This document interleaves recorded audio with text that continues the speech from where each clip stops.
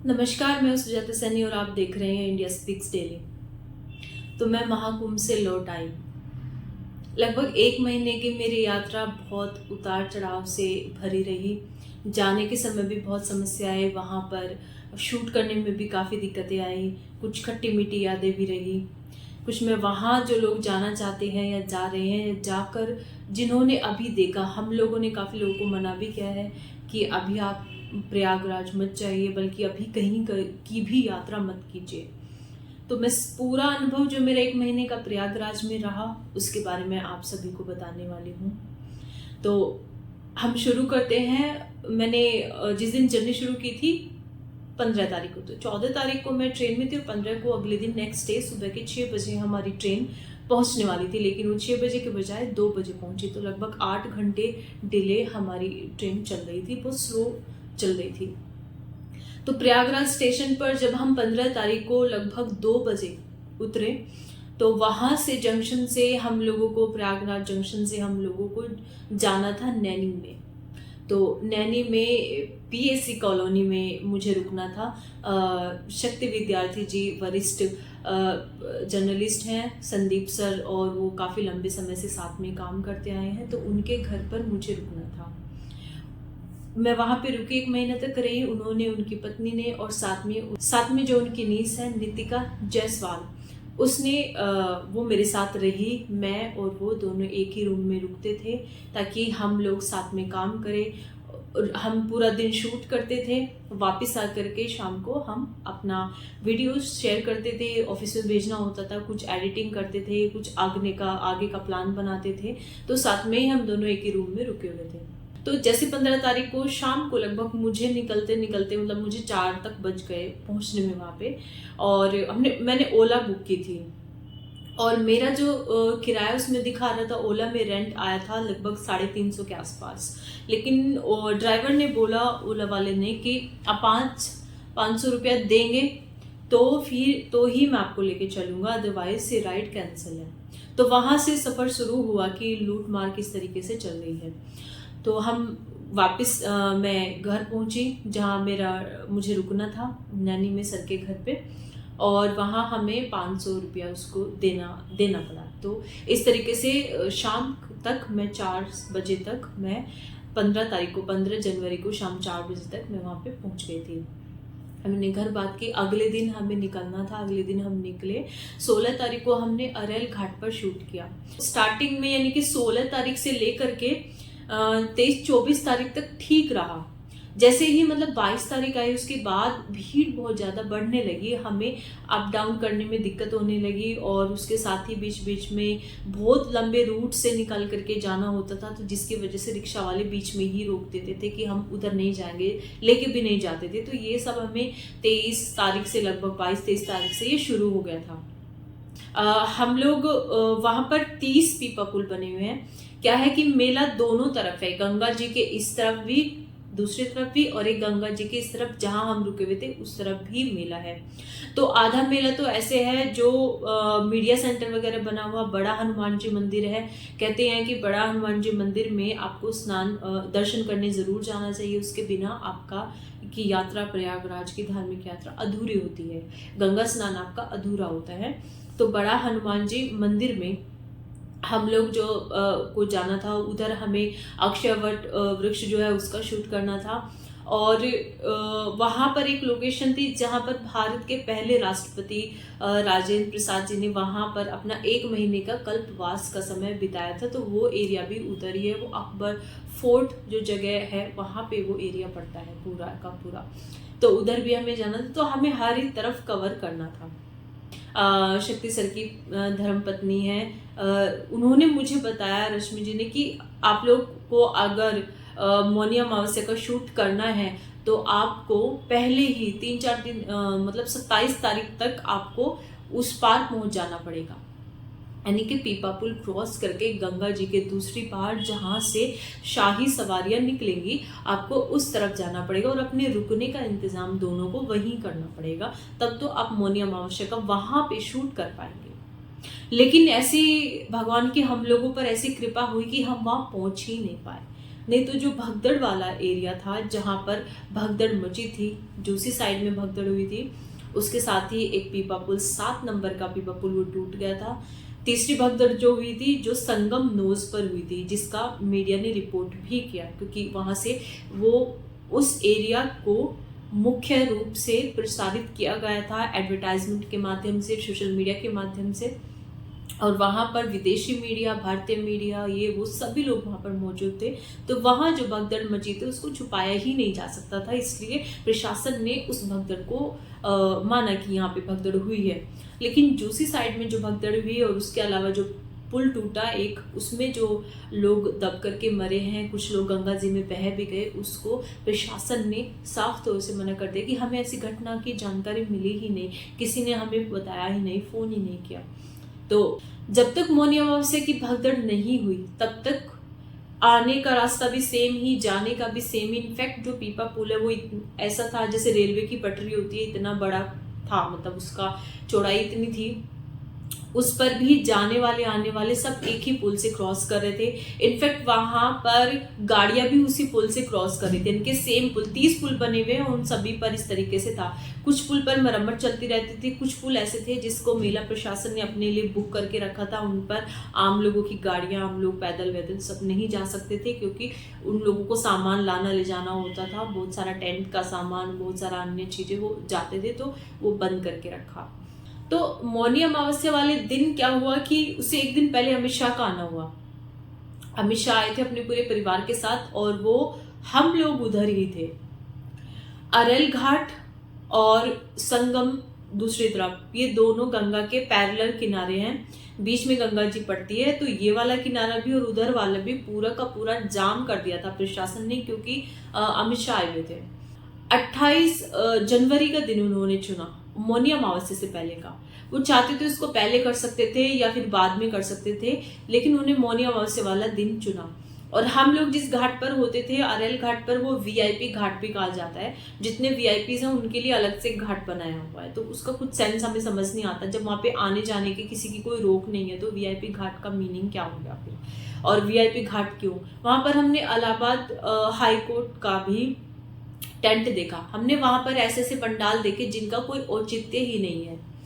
वहां पर एक सरकारी ही एक उसमें लगा हुआ था, पंडाल लगा हुआ था, वो मेले में, यानी कि जो पूरा टेम्परेरी टेंट बनाए हुए वहां ना होकर के वो जहां पर ये उस रूट पर था जहां पर हम लोगों को आगे चल करके बड़ा हनुमान जी मंदिर जाना है। इनके शहर के अंदर एक अलग से एक पूरा शिविर लगाया हुआ था और उस शिविर को डेडिकेट किया गया था संविधान को, और दैट मीन उसको डेडिकेट किया था पूरा का पूरा बाबा साहब भीमराव अंबेडकर जी को। तो उसमें वही सब चीजें कि कैसे उनको कुएं से पानी नहीं भरने देते थे, ये वो सब पता नहीं क्या क्या उसमें था। उसका महाकुंभ से कोई लेना देना नहीं है, पूरा पूरा प्रोपेगेंडा था वो। और इसके साथ ही प्रयागराज में पूरे चप्पे चप्पे पे लाइटिंग थी, एलईडी लाइट्स पूरा सजाया हुआ था। ऐसा लग रहा था जी कि जैसे दिवाली चल रही है, पूरे 1 महीने तक दिवाली ही चली वहां पे। लेकिन जो आम लोगों की बेसिक नीड्स है उनमें सबसे ज्यादा जो चीज खलती थी, हमें भी खलती थी, वो एक तो ये था कि खाने की कोई व्यवस्था मेले में प्रशासन की तरफ से नहीं थी।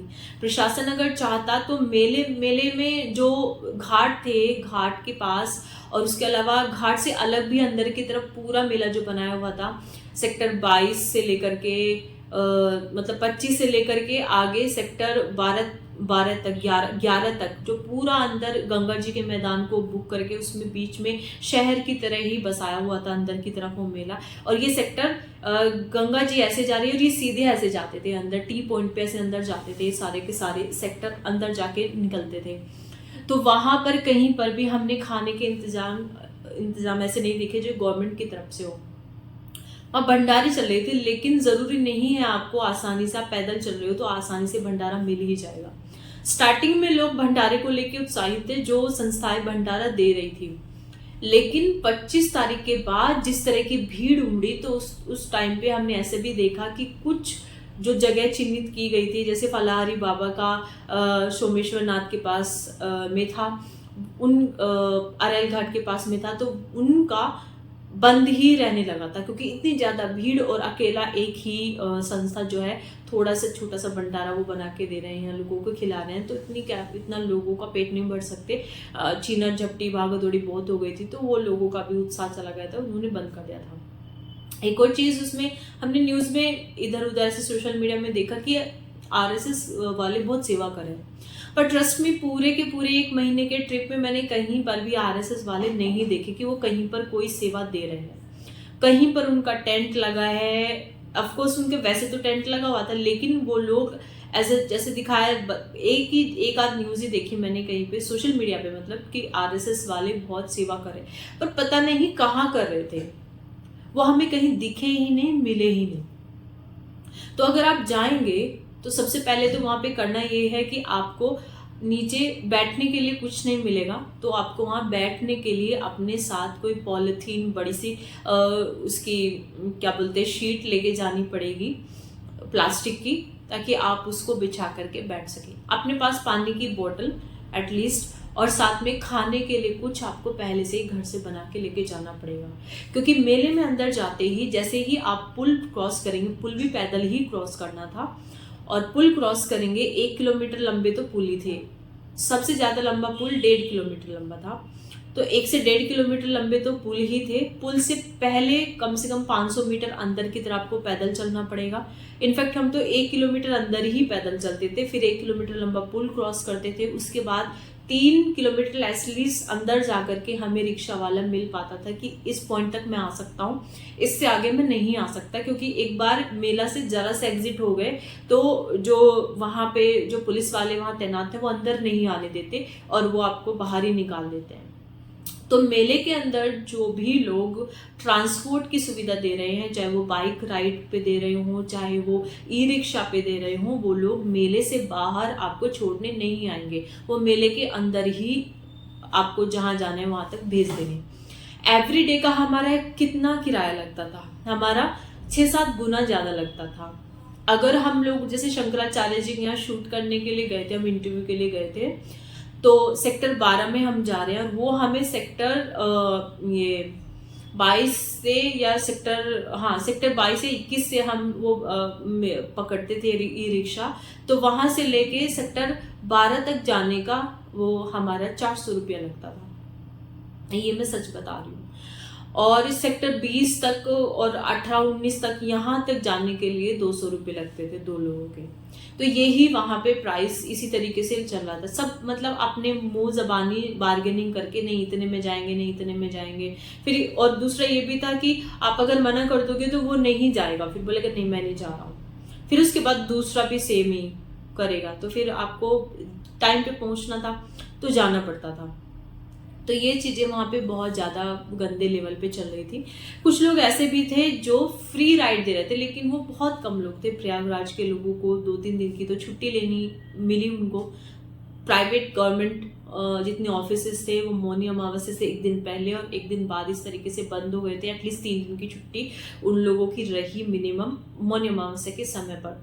तो उस टाइम पे कुछ लोगों ने अपने आप ही बाइक राइड दी, फ्री राइड दी और भंडारे वगैरह करे।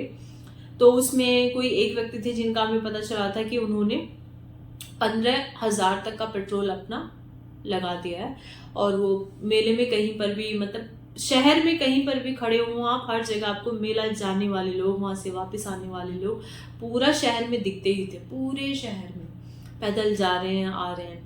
तो उन लोगों को जो भी दिखे उनको राइड वो दे देते, जहाँ तक उनको जाना है छोड़ आते थे, फिर वहाँ से जो भी दिखे उनको आगे भेज देते। ऐसे करते करते उन्होंने पूरे मेला तक, जब तक हम वहाँ पर थे, उन्होंने लगभग 15,000 का अपना पेट्रोल डीजल उनका फ्यूल चला गया था। भगदड़ की बात कर लेते हैं तो देखिए, सबसे ज़्यादा तो भगदड़ के जो हालात थे वो इस वजह से बने कि कोई पॉलिसी नहीं थी। AI कैमरास के थ्रू जो वो डिटेक्ट कर रहे थे, वो ये देख रहे थे कहाँ पे ज़्यादा लोग जमा हो रहे हैं, कौन से एरिया पे रश बहुत ज़्यादा हो गया है, तो वहाँ पे फटाक से बैरिकेड लगाया और उसके बाद आगे आपको जाने नहीं देंगे।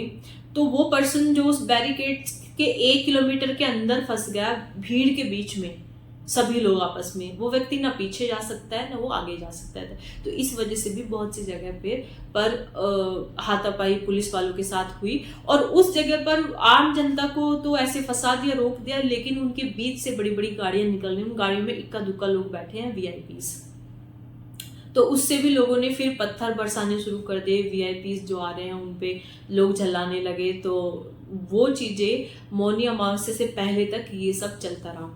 वीआईपीओ को और क्या क्या फैसिलिटी मिल रही थी, एक चीज तो ये थी, ये जो वीआईपी थे जिनकी हम बात कर रहे हैं, ये कोई नेता नहीं थे, नेताओं की बात नहीं कर रही हूँ मैं, ना ही कोई सेलिब्रिटीज की बात कर, मैं बात कर रही हूँ जो कि आईएएस ऑफिसर, आईपीएस ऑफिसर, मतलब ऑफिसर रैंक के जो अधिकारी हैं, जिनको थोड़ी सी सुविधा वहां पे दी गई है। और जो बड़े बड़े जजेस हैं, या फिर मतलब आप समझ लीजिए गवर्नमेंट जॉब में ए क्लास में जितने भी ऑफिसर्स आते हैं, उन सब में जो लोग एज ए वीआईपी ये सुविधा भोग रहे थे। तो उसके बाद 29-30 तारीख के बाद क्या हुआ कि जब हम जा रहे हैं तो हमें जाने वाला पुल अलग मिलता था, वहां से वापस आने वाले पुल दूसरे पुल से आते थे। जाने का रास्ता यानी कि अंदर घुसने का रास्ता एक तरफ, वहां से निकलने का दूसरी तरफ। तो इस तरीके से था। बैरिकेटिंग में भी हमें थोड़ा सा सुधार दिखा। तो जब मैं वहां से वापस आई 11 फरवरी को, जब मेरे को वापस आना था, उस समय का बताते हैं। एक तो उस समय तक आते आते जो 500 रुपये में मेरे को ओला वाले मैंने बुक किया था, मतलब 500 रुपये दिए थे उसको, वो अब 2000 हो गया था। 3000 भी बोल रहे थे, 4000 भी बोल रहे थे। और जो ये हम लोग को टिकट मिल ही नहीं रहा था वापस आने का।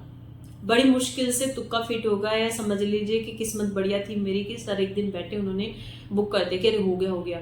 राजधानी एक्सप्रेस का टिकट मुझे मिल गया। तो जिस दिन मैं आ रही थी, मेरा जो टिकट था वो 11 तारीख को सुबह के 2:55 का था। तो मैं उससे पहले 10 तारीख को रात को 9 बजे ही घर से निकल गई थी। शक्ति सर ने बोला कि आप वेट मत करिए, इससे अच्छा तो रेलवे स्टेशन पर आप इंतजार कर लेना, आप पहले ही निकल लीजिए। तो 9 बजे हम लोग निकले। वो भी बड़ी मुश्किल से हमारा ओला बुक हुआ। वो 2000 मांग रहा था, तो हमने 1500 में डन किया। 1500 रुपये देने पड़े। जिस चीज का उसमें दिखा रहा है 350 रुपये, उसके हमें 1500 रुपये देने पड़े। तो 1500 में बुका। उसने मेरे को एक जगह छोड़ा जहां आगे बैरिकेड लगा रखा था और आगे पैदल का ही रास्ता था। तो अगर सीधे जाते तो वो मेन रोड वाला जो रास्ता था, जो जाके मतलब जो प्रयागराज स्टेशन पे जहां हमें पहुंचना था, उस स्टेशन पे प्लेटफॉर्म नंबर 1 की तरफ हमें जाना था। तो वहां से जहां मैं उतरी हुई थी, 200 मीटर ही का ही फासला तय करना था। बट उसको 3 किलोमीटर बनाया गया जानबूझ करके। क्यों? क्योंकि मैं इसको, ये गलती नहीं, यही इसी तरीके से भीड़ को कंट्रोल किया जाता है ताकि लोग घूम के जाएं। तो हम लोगों को एक साइड वाले रास्ते से जाने को बोला, तो और वहां साइड से एक छोटा एक गेट आया। वो गेट अंदर एंट्री करता था पार्क के अंदर।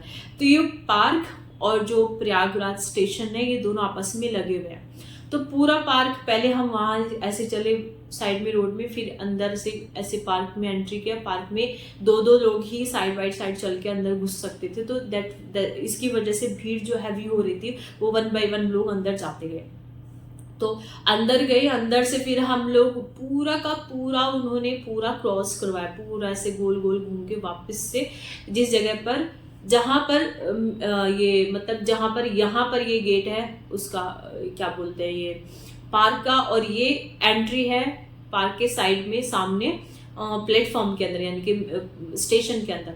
वहां पर उन्होंने एंट्री गेट बनाया हुआ था, और गेट नंबर 5 से हमें अंदर जाना था। तो गेट नंबर 5 पे एक बहुत अच्छी चीज वहां पे उस समय प्रशासन ने की कि जिनका कंफर्म टिकट है वो ही अंदर जाएंगे, और जिनका कंफर्म टिकट नहीं है या जो बिना टिकट के ही हैं, वो लोग यहीं रुकेंगे। आपके जाने के लिए अलग से स्पेशल ट्रेन की हम व्यवस्था कर रहे हैं, आप यहाँ रुके। तो टिकट देख करके हमें वो प्लेटफॉर्म पे अंदर एंट्री दे रहे थे। ये गलती दिल्ली रेलवे स्टेशन वालों ने की। वहां कोई भी आ रहा है, कोई भी जा रहा है, आम दिन की तरह इन्होंने पूरा मेला लगा रखा। जबकि वहां उस दिन हम लोगों का टिकट देखने के बाद ही हम लोगों को वहां पर जो पुलिस वाले थे, उन्होंने गेट नंबर 5 से अंदर एंटर होने दिया। मेरा ये था कि मैं एग्जैक्टली जो मेरा बोगी नंबर है, जो मेरा सीट नंबर है, उसके ठीक सामने जाके खड़े हो जाऊं, ताकि मेरे को हिलना ना पड़े। क्योंकि लगेज मेरे पास बहुत हैवी था, कम से कम 50-60 किलो का तो मेरा लगेज ही था, बहुत हैवी था मेरा लगेज। तो मैं 1 महीने का सर्दियों का सामान लेके चली गई और वहाँ थी गर्मी। तो खैर किसी तरीके से अपना सामान लेकर के वहाँ मैं उस तक पहुँच गए। प्लेटफॉर्म नंबर 2 पर मैं अपनी जहाँ मेरे को रुकना था वहाँ मैं पहुँच गई, और वहाँ मैं पहुँची थी लगभग 11 बजे, 11 साढ़े 11 बजे पहुँच गई। और नेक्स्ट आधे घंटे बाद डेट चेंज होने वाली थी, फिर उसके बाद 2:55 पे मेरी ट्रेन आने वाली थी। बट मेरी जो ट्रेन आई है वो 6:30 बजे आई है लगभग, तो दैट मीन 3 साढ़े 3 घंटे दोबारा से हमारी ट्रेन लेट हो गई। तो मैं पूरे प्लेटफॉर्म पे कम से कम 6 साढ़े 6 घंटा रही हूँ वहाँ पे। तो मेरी जर्नी जो रही वहाँ पे 6 घंटा ये लगा लो, और 3 घंटा मेरा जो पूरा का पूरा दुखी होते हुए अंदर आई वहाँ से और यहाँ तक पैदल चलना। एक रिक्शा वाला भी बीच में किया था कि चलो ये रिक्शा वाला छोड़ देगा, पैदल ना चलना पड़े, आगे वो खड़ा हुआ, तो मैंने सोचा इसी रूट पे खड़ा है छोड़ देगा। वो मुझे उस स्टेशन से ले जाके दूसरे स्टेशन पता नहीं कहाँ लेके गया। मैं उसको बोली भाई आपको पता भी ये जगह जाना? हाँ हाँ ऐसे करता रहा। अब बाद में पैसे मांग रहे और मुझे वापस ला करके वहीं छोड़ना पड़ा उसको, मैं उसके पीछे पड़ गई और उसने और पीछे छोड़ा मुझे। मैं यहाँ से लेके यहाँ तक फिर आगे कम से कम मैं 50 मीटर फिर घसीटते हुए गई, और भीड़ इतनी ज़्यादा थी, 50 मीटर भी 5 किलोमीटर जितने लंबे हो गए थे। तो मेरा 1 घंटा तो मतलब 45 मिनट तो उसने वेस्ट किया। मैंने उसको 1 रुपया नहीं दी। मैंने बोला मैं नहीं दे रही पैसे। पहले मैं उसको 50 रुपये दे भी रही थी, वो बोला नहीं मैं तो 100 रुपये लूँगा, फिर तुझे कुछ नहीं दे रही। मैंने तो 1 रुपया नहीं दिया। उसने जानबूझ के किया मेरे साथ, जबकि उसको पता था, बहुत देर से खड़ा होता वहाँ कि भाई रिक्शे का कुछ नहीं है, पैदल ही निकलना पड़ेगा। तो खैर बाद में हमें पता चला कि मेरी जो ट्रेन है वो प्लेटफॉर्म नंबर 2 पे नहीं 3 पे आएगी। अब सोचिए कि अगर प्लेटफॉर्म नंबर 2 की बजाय मेरी ट्रेन 3 पे आएगी और टिकट में शो कर रहा है 2 पे आएगी, अनाउंसमेंट हो रहा है 3 पे आएगी एट द सेम टाइम। अभी आने वाली है ट्रेन, मैं ट्रैक भी कर रही हूँ, वो नैनी स्टेशन पर पिछले 35 मिनट से खड़ी हुई थी, वहां से वापस हमारे स्टेशन की तरफ आ रही थी। तो अब उस टाइम पे इतना हैवी लगेज मेरे पास और इतनी भीड़ क्रॉस करके मैं 2 से तीसरे उस पे पहुंचूँ, प्लेटफॉर्म पे पहुंचूँ, तो कैसे हुआ। लकीली वो 2 प्लेटफॉर्म ये और ये बीच में हम बैठे थे और ये तीसरा प्लेटफॉर्म, एट दैट्स वाई मैं ये भीड़ क्रॉस करके वहाँ तक पहुँच पाई। मेरे को वहाँ पे एक ऑफिसर एक मिले, वहाँ पे CRPF के थे कि CISF के थे, अभी मेरे को उतना याद नहीं है। मैं उस टाइम पे बहुत ज़्यादा टेंशन में थी तो इतना देख भी नहीं पाई। उन्होंने बहुत हेल्प की, मेरा हैवी लगेज बेचारे उठा के यहाँ से लेके वहाँ तक लेके गए, और उनको भी सेम उसी ट्रेन में जिसमें मेरे को जाना था वहीं से किसी को रिसीव करना था, तो इसलिए वो मेरे साथ गए वहाँ तक। उन्होंने फिर मेरे को सामान दे कि आप इसको अंदर चढ़ा लो, और मेरे को जिनको मुझे लेने जाना है वो आगे है, तो वो आगे चले गए, मेरा थोड़ा पीछे था, तो मैं अपना सामान अंदर लेके चले गई। वहाँ पे एक बंगाली फैमिली मिल गई और आंटी मेरे से लड़ रही हैं, ये लगेज यहाँ नहीं रखा जाएगा। लोगों को लड़ने का भी तो है बीच में, वो लड़ रही है मेरे साथ कि यहाँ ये सामान नहीं रखा जाएगा, हम खाना कैसे खाएंगे, हम ये कैसे करेंगे, वो कैसे करेंगे। मैंने बोला आंटी किराया दिया है मैंने भी, आपने भी किराया दिया है, और मेरा हैवी लगेज सीट के नीचे नहीं जाएगा, मैंने कोशिश कर लिया नहीं जा रहा है, इसको ये यहीं रखा रहेगा, यहाँ क्यों रखोगे तुम, लड़ने लगे। उसका सांड जैसा बेटा वो सेकंड वाली वर्ड पे सो रहा था, वो मुझे आंखें दिखाने लगा, लड़ने लगा, पूरा वो करने लगा। मैं उसकी वीडियो बनाने लगी कि इसको मजा चलाती हूँ, अभी ये ज़्यादा बोल रहा है। तो खैर वो बाद में वो लोग चुप हो गए। मैंने देखा इतना हैवी लगेज है, ये निकाल के फेंक भी नहीं सकते, कहीं कहीं फेंकेंगे या कुछ वो करेंगे। मैं कान मतलब वो बक बक करे जा रही है लेडी, मैं उसका सुने बिना मैं अपनी सीट पे ऊपर जाके सो गई, और उसी की फैमिली का एक बंदा मेरी सीट पे बैठा हुआ, छोड़ने को तैयार नहीं। तो भाई इतना दुखी, इतना सरदर्दी हुई ना वापस आते टाइम।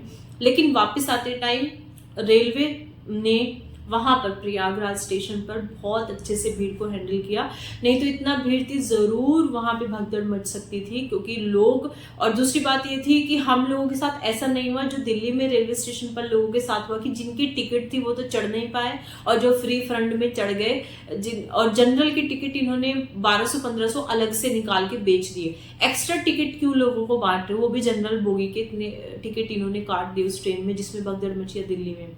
और इसके साथ ही सबसे बड़ी बात तो है कि आप वापस आएँ तो अच्छे से जिंदा अपने परिवार में सकुशल वापस आ जाएं। भारत का हर एक कोना आप कहीं के भी रहने वाले, वो ऐतिहासिक है, सांस्कृतिक रूप से ऐतिहासिक है। जैसे कि मैंने बताया कि ऋषिकेश में गंगा जी सबसे पहले पृथ्वी पर उतरी थी, तो इसलिए उसका बहुत ज़्यादा महत्व है। ऐसे आपको हरिद्वार का महत्व मिल जाएगा, आपको आपके आसपास के गांव के पास का जो भी शहर है उसका हिस्ट्री आप खंगालेंगे तो उसका बहुत बड़ा कुछ महत्व मिल जाएगा। तो ज़रूरी नहीं है कि आप अपनी जान पर खेल कर ही अभी प्रयागराज जाएँ। प्रयागराज वहीं रहेगा, कहीं नहीं जा रहा है। कुछ समय बाद आप दोबारा प्रयागराज जा करके वही गंगा जल और मिट्टी लेके आ जाएंगे, वही संगमनोज रहेगा। इनफैक्ट 1-2 महीने बाद जाएंगे तो क्लीन भी हो जाएगा, साफ भी हो जाएगा, तो आप कभी भी वहाँ जा सकते हैं। उसके अलावा माघ महीने में, यानी कि जनवरी के समय में माघ महीना होता है, हर साल प्रयागराज में माघ मेला लगता है। तो ये जो मेला भी है चल रहा है वहाँ पे, ये तो खैर कुंभ का मेला है, पूर्ण कुंभ का, लेकिन वहाँ पे हर साल माघ मेला लगता है। उस समय भी साधु संत सब वहाँ पर आते हैं।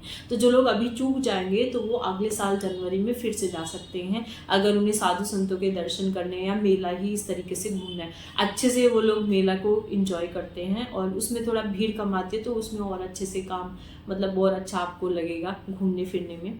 तो ये मेरा पूरा अपडेट थी कि जाने टाइम क्या हुआ, वापस आते टाइम क्या हुआ, क्या हम लोगों को इन्फेक्शन हुआ, बीमार पड़ गए, क्या चीज़ें हुई।